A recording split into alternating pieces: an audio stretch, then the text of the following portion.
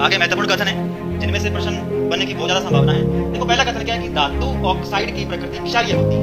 देखो धातुओं की क्रिया जब ऑक्सीजन के साथ होती है ना तो धातु ऑक्साइड बनते हैं। और ये जो धातु ऑक्साइड है ना इनकी प्रकृति क्षारीय होती है, इतना ध्यान रखना। वैसे धातु ऑक्साइड की प्रकृति कैसी होती है? क्षारीय होती है। उसके बाद है अधातु ऑक्साइड। अधातु ऑक्साइड की प्रकृति अम्लीय होती है, इतना ध्यान रखो। अधातु के अंदर पहला अक्षर कौन है? ए। और अम्लीय में पहला अक्षर कौन है? ए। बस थोड़ा सा लॉजिकल निकालो याद करने के लिए। अधातु ऑक्साइड अम्लीय प्रकृति, एक याद रह जाएगा, दूसरा अपने आप याद रहेगा। अधातु ऑक्साइड अम्लीय प्रकृति, धातु ऑक्साइड क्षारीय प्रकृति।